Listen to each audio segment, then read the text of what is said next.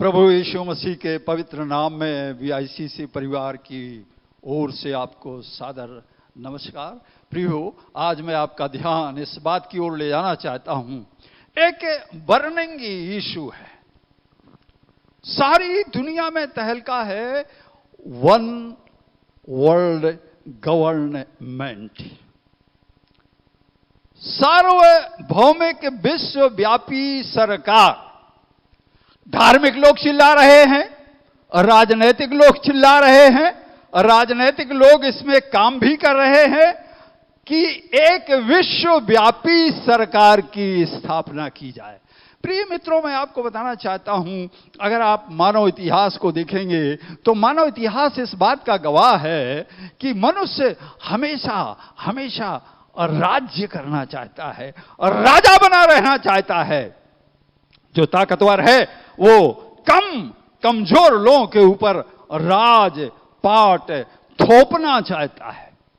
इसलिए जबकि आज वर्तमान समय में एक विश्वव्यापी सरकार की कल्पना की जा रही है, तो मैं आपको बताना चाहता हूं, हमेशा से इतिहास के बहुत सारे नेताओं को गिना जा सकता है जिनकी इच्छा यही थी कि वो सारी दुनिया में शासन करें, सारी दुनिया को जीतकर अपने कदमों में कर लें।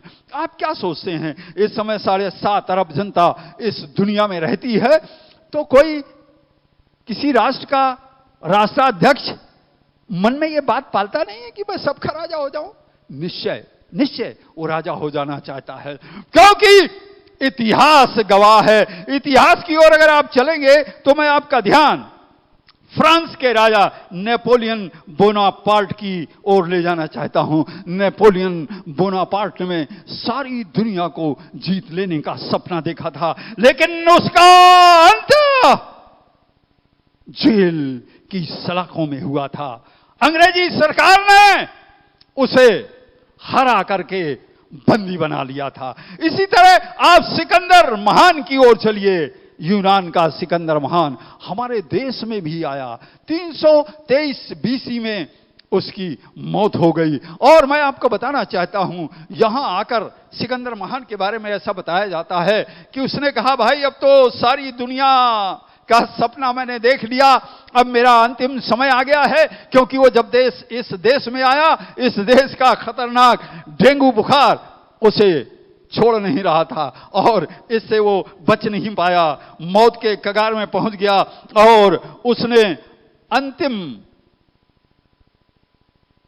बार अपने लोगों से बातें की। उसने कहा, भाई मैं खुले हाथ इस पृथ्वी पर आया हुआ था, सारी दुनिया में मैंने कब्जा किया और जो थोड़ा बहुत रह गया था उसे भी मैं हासिल करना चाहता था, लेकिन अब मेरे बस की बात नहीं है, अंतिम समय आ गया है। इसलिए ऐसा करना कि जब मेरा कॉफिन बॉक्स जाए तो उसमें ऐसा इंतजाम करना कि मेरे दोनों हाथ बाहर हैं, उसकी हथेलियां खुली रहें, ताकि सारी दुनिया ये जानने पाए कि सिकंदर महान ना तो कुछ लेकर आया था और ना कुछ लेकर जाएगा।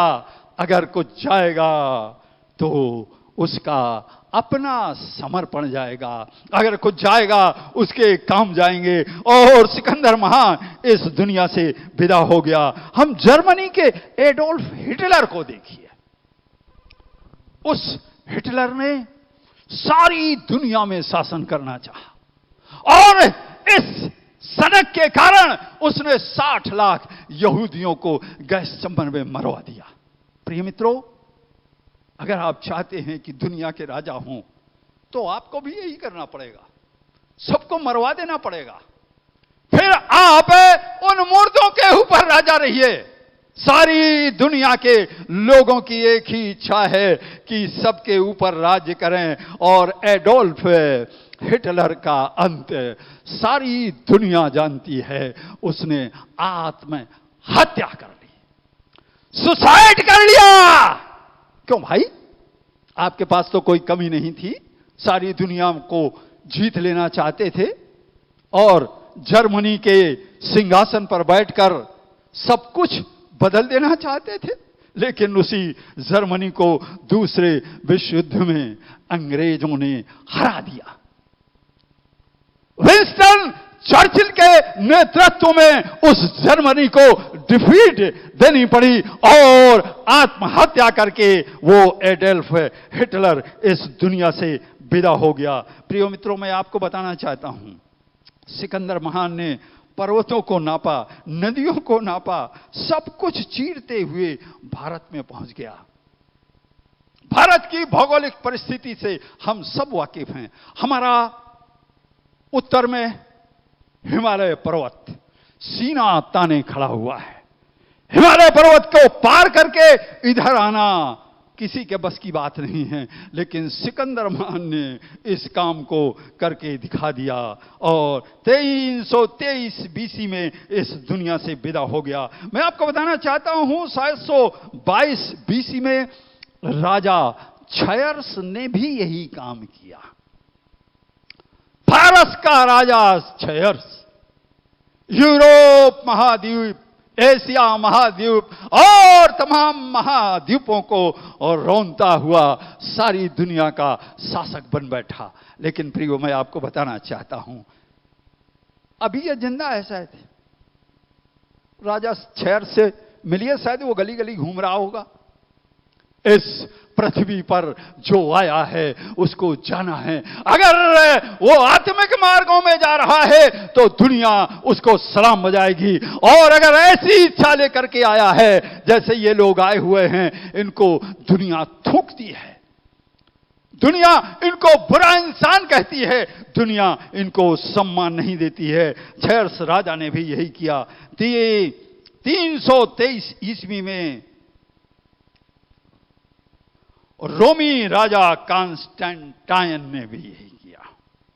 313 ईस्वी में जब उसका शासन आया, उसने सारी दुनिया को जीत लेने का प्लान बना लिया, आक्रमण करने लगा, सब काम करने लगा। लेकिन मैं आपको बताना चाहता हूं, परमेश्वर ने उसका मार्गदर्शन किया और 313 ईस्वी के बाद वो बदलना शुरू हो गया और उसने जो है धर्म के मार्गों का सहारा लिया और उसके जीवन में एक नई क्रांति आ गई।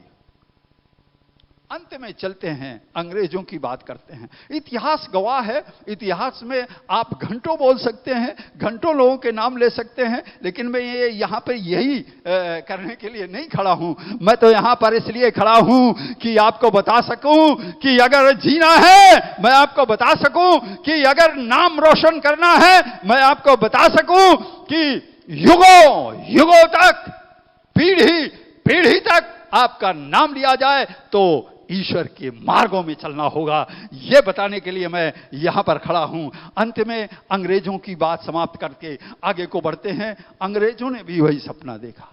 और प्रिय मित्रों, मैं आपको बताना चाहता हूं, बर्तानिया सरकार ने किसी को नहीं छोड़ा। बर्तानिया सरकार के अधीन फ्रांस भी, बर्तानिया सरकार के अधीन ये अमेरिका भी, बर्तानिया सरकार के अधीन सारी दुनिया थी।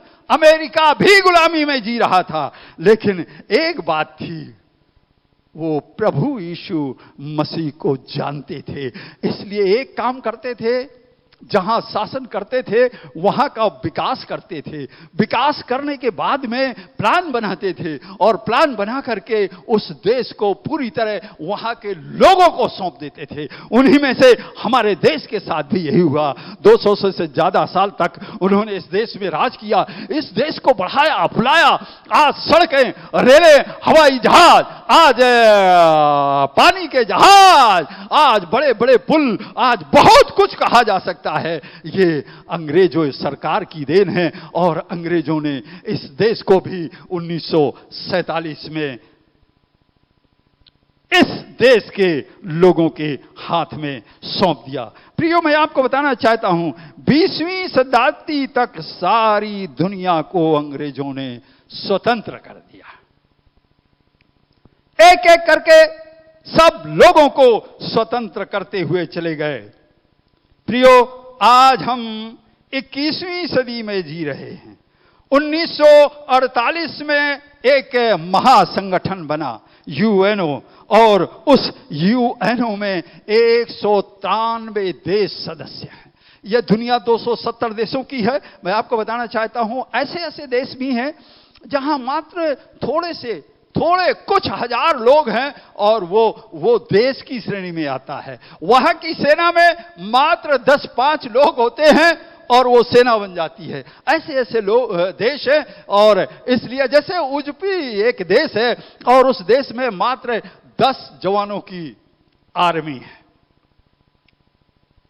पर 193 देश ये शक्तिशाली देश हैं और इनका एक संगठन है, यूएनओ है। और आज स्थिति ये है कि कोई भी देश, कोई भी राजा किसी दूसरे देश पर जबरदस्ती आक्रमण नहीं कर सकता है।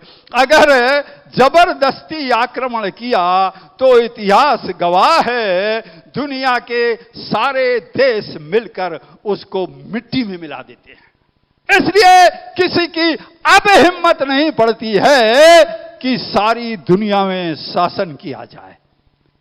प्रियो, मैं आपका ध्यान परमेश्वर के वचन की ओर ले जाना चाहता हूं। प्रकाशित वाक्य 19वां अध्याय 14 से 16वें पद में क्या लिखा हुआ है? प्रकाशित वाक्य 19वां अध्याय 14वें पद से, मैंने दृष्टि की, मैंने देखा, और देखो एक उजला बादल है, एक उजला बादल है, और उस बादल पर मनुष्य के पुत्र, उस बादल पर मनुष्य के पुत्र सरीखा कोई बैठा है। कोई उस बादल पर मनुष्य के पुत्र जैसा बैठा है, जिसके सिर पर सोने का मुकुट, और हाथ में चोखा हंसुआ। फिर एक और स्वर्गदूत ने मंदिर में से निकलकर उससे कहा, जो बादल पर बैठा था, बड़े शब्द से पुकार कर कहा, अपना हंसुआ लगाकर लवनी कर, क्योंकि लवने का समय आ पहुंचा है, क्योंकि अब कटाई का समय आ गया है। इसलिए कि पृथ्वी की खेती पक चुकी है। अतः जो बादल पर बैठा था, उसने पृथ्वी पर अपना हंसुआ लगाया, और पृथ्वी की लवनी की गई। और फिर एक और स्वर्गदूत उस मंदिर में से निकल कर आया, और जो स्वर्ग में था, और उसके पास भी हंसुआ था जी। फिर एक और स्वर्गदूत जिससे आग पर का अधिकार था जी, वेदी में से निकला, और जिसके पास चोखा हंसुआ था, हाँ, उससे ऊंचे शब्द से कहा, अपना चोखा हंसुआ लगाकर पृथ्वी की दाखलता के गुच्छे काट ले, क्योंकि उसकी दाख पक चुकी है। तब उस स्वर्गदूत ने पृथ्वी पर अपना हंसुआ लगाया। और मैं आपको बताना चाहता हूं 19वें अध्याय के 10वें पद में ऐसा लिखा हुआ है, 16वें पद में, उसके वस्त्र और जांघ पर यह नाम लिखा है, राजाओं का राजा, प्रभुओं का प्रभु। प्रिय मित्रों, मैं आपको बताना चाहता हूं, इस दुनिया की आखिरत का एक नजारा है। इसको आप बहुत ध्यान से घर में आप पढ़ सकते हैं, पर खास बात मैं आपका ध्यान दिलाना चाहता हूं, राजाओं के राजा और प्रभुओं का प्रभु है, ऐसा लिखा हुआ है। और प्रकाशित वाक्य 13वें अध्याय के 16वें पद को पढ़िए, क्या लिखा है? उसने छोटे बड़े, 13वें अध्याय का 16वां पद, उसने छोटे बड़े धनी कंगाल, स्वतंत्र दास जी, सबके दाहिने हाथ पर या उनके माथे पर एक एक छाप लगा दी, कि उसको छोड़, जिस पर छाप अर्थात उस पशु का नाम या उसके नाम का अंक हो, जिसके नाम का अंक होगा, अन्य कोई लेन देन ना कर सके।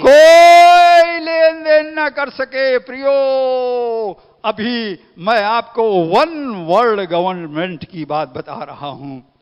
एक विश्वव्यापी सरकार की बात बता रहा हूं।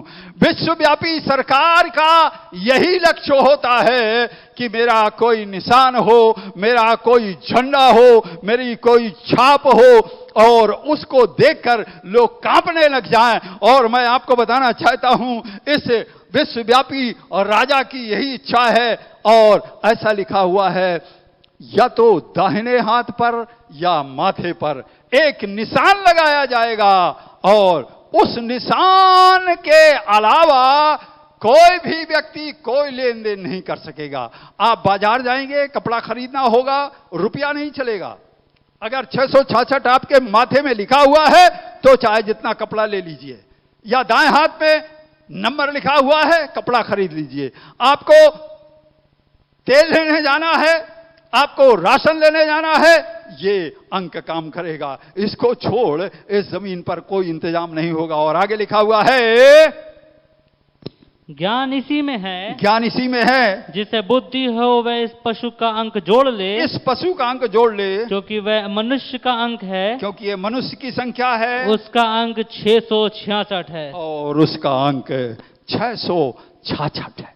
प्रियो, मैं आपको बताना चाहता हूं, ईसाई भाई बहुत लंबे लंबे पहुंच जाते हैं। मैं किसी को लांछन नहीं लगा रहा हूं, मैं सिर्फ ये बताना चाहता हूं, इस टेक्नोलॉजी के युग में अभी 5G है, 6G भी कुछ समय आ जाएगा और हम ईसाई भाइयों को मौका मिल जाता है। ये तो नंबर 666 आ गया, फलानी जगह 666 है, ये फलाने कागज में 666 है, ठिकाने कागज में 666 है। लेकिन मैं आपको बताना चाहता हूं, परमेश्वर का वचन बता रहा है, साफ दिख रहा होगा। माथे पर अगर ये अंक लिखा है तो सबको दिखेगा, सामने वाले को दिखेगा। वहां सिर्फ 666 दिखेगा। अगर दाहिने हाथ में लिखा हुआ है तो 666 ही दिखेगा, साफ दिखेगा। अगर ऐसा नहीं है तो मैं आपको बताना चाहता हूं, अभी एंटी क्राइस्ट नहीं आया हुआ है। जबरदस्ती एंटी क्राइस्ट को बुलाने का प्रयास हमारे लिए उचित नहीं है। 17वें पद में, 18वें पद में ऐसा लिखा, 13वें पद के आगे चलें आप जी। बुद्धिमानी इसी में है, बुद्धिमानी इसी में है जी, कि वह इस पशु का अंक जोड़ ले, इस पशु का अंक जोड़ ले, क्योंकि वह मनुष्य का अंक है, ये मनुष्य का अंक है, और उसका अंक 666 है, और उसका अंक 666 है। मैं आपको बताना चाहता हूं, इसी को कहते हैं एंटी क्राइस्ट। ये एंटी क्राइस्ट कहेगा, मैं राजा हूं, विश्वव्यापी सरकार का मालिक मैं हूं। लेकिन अभी थोड़ी देर पहले मैंने बताया, ये दुनिया ग्लोबल हो गई है।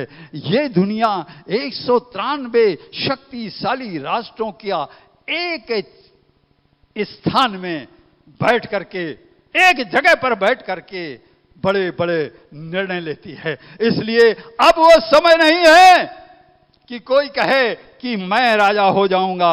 और 17वें अध्याय के 12वें पद को पढ़िए, देखिए क्या लिखा है। 17वां अध्याय 12वां पद, जो 10 सिंह तूने देखे, जी, जो 10 सिंह तूने देखे, वे 10 राजा हैं, वे 10 राजा हैं, जिन्होंने अब तक राज्य नहीं पाया, जिन्होंने अब तक शासन नहीं किया, पर उस पशु के साथ घड़ी भर के लिए राजाओं का सा अधिकार पाएंगे। पशु के साथ में घड़ी ही भर के लिए राजाओं का जैसा अधिकार पाएंगे। ये सब एक मन होंगे, ये सब एक मन होंगे, और वे अपनी अपनी सामर्थ, वो अपनी अपनी सामर्थ और अधिकार उस पशु को देंगे, पशु को सौंप देंगे। वे मेमने से लड़ेंगे, वो मेमने से युद्ध करेंगे, और मेमना उन पर जय पाएगा, मेमना उन पर विजयी होगा, क्योंकि वे प्रभुओं का प्रभु है, क्योंकि वो प्रभुओं का प्रभु, राजाओं का राजा है, और जो बुलाए हुए, और जो उसके साथ बुलाए हुए हैं, और चुने हुए हैं, और विश्वासी हैं, और वे उसके साथ है, वे उसके साथ, वे भी जय पाएंगे, जय पाएंगे। मैं आपको बताना चाहता हूं, जो कहेगा नहीं भाई मुझे 666 नहीं चाहिए, उसकी गर्दन कलम कर दी जाएगी। मैं कुछ शहीदों की बात पहली बार मैं आपको बता रहा था, मैं आज आपको बताना चाहता हूं, शहीद की श्रेणी में अगर आप आ जाएंगे तो आपको सम्मान सहित वेदी के नीचे रखा जाएगा, आपको श्वेत मलबल दिया जाएगा और आप का जीवन एकदम बदल जाएगा। मैंने तमाम उदाहरण आपको दिए हैं। मैं आपको बताना चाहता हूं, मैं ये नहीं कह रहा हूं कि मेरी सारी बातें त्रुटिहीन है, पर मैं ये कहना चाहता हूं जो व्याख्या मैंने की है ये व्याख्या सटीक है, समुचित है, योग्य है और परमेश्वर को महिमा देने वाली है। इसलिए मैं आपसे कहता हूं मेरी बात पर गौर करें। अगर आप मेरी बात पर गौर करेंगे तो आप जानेंगे कि सारी दुनिया में एक सरकार जरूर आएगी, लेकिन वो कौन सरकार आएगी? आज नहीं तो कल एक सरकार होगी, लेकिन वो सरकार इस जमीन के मनुष्यों की नहीं होगी, क्योंकि परमेश्वर के वचन में ऐसा लिखा हुआ है। कुलुस्सियों 2 अध्याय के 8वें पद को पढ़िए, देखिए क्या लिखा है। कुलुस्सियों 2 अध्याय 8वां पद, कुलुस्सियों की पत्री 2 अध्याय उसका 8वां पद।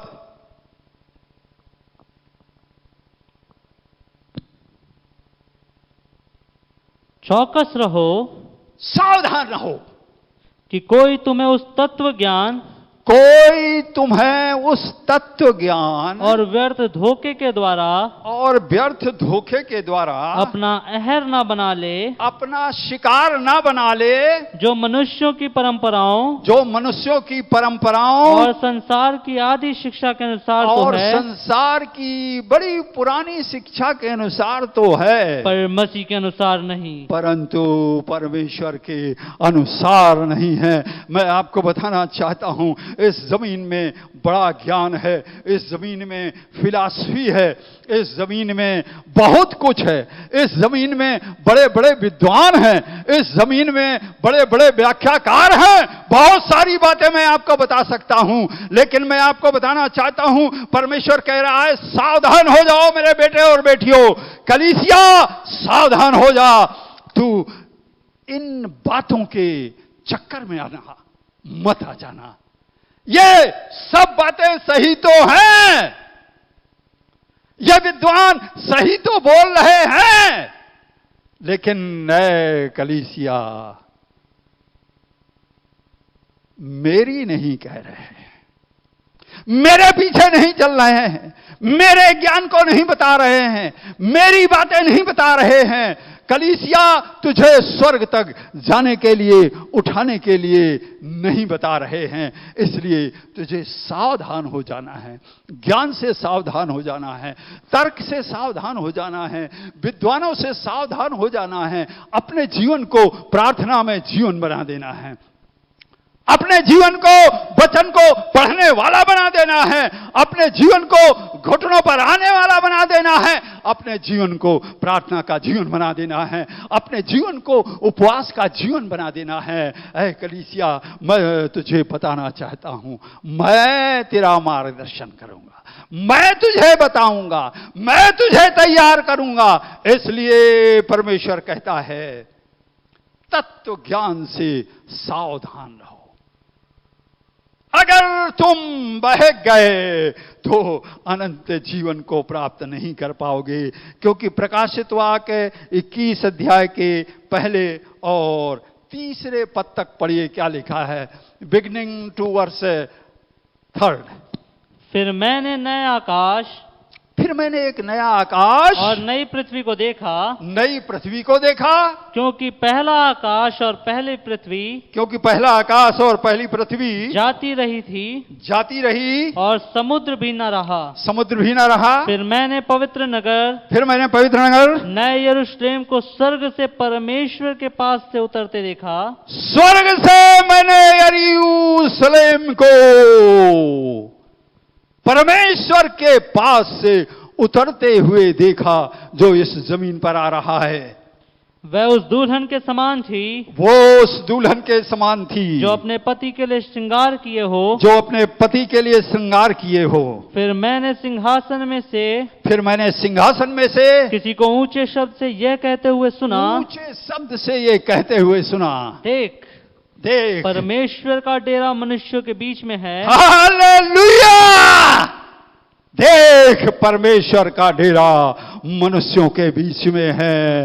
वन वर्ल्ड गवर्नमेंट जरूर होगी, एक विश्वव्यापी सरकार जरूर होगी, लेकिन उसका राज सिंहासन यरूशलेम में होगा, क्योंकि ये नया यरूशलेम स्वर्ग से उतर कर आ रहा है, परमेश्वर के पास से उतर कर आ रहा है, और उसमें जो बैठा हुआ है वह उनके साथ डेरा करेगा, वो उनके साथ डेरा करेगा, मनुष्यों के साथ डेरा करेगा, और वे उसके लोग होंगे, और वे उसके लोग होंगे। प्रियो है कलीसिया, मैं बताना चाहता हूं, आप you are belongs to God most high.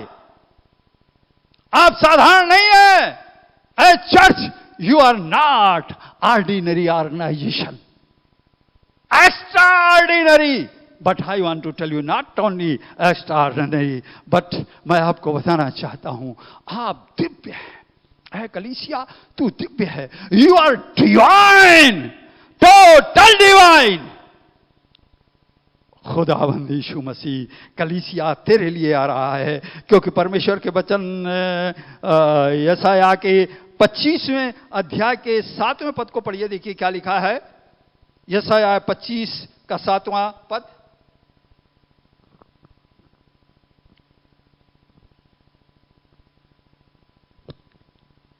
और जो पर्दा जी सब देशों के लोगों पर पड़ा है, जो पर्दा, आंखों में जो चश्मा, आंखों को जिसने बंद कर दिया, जी, जो घूंघट सब जातियों पर लटका हुआ है, जो घूंघट सब जातियों पर लटका हुआ है, उसे वह इसी पर्वत पर नष्ट करेगा।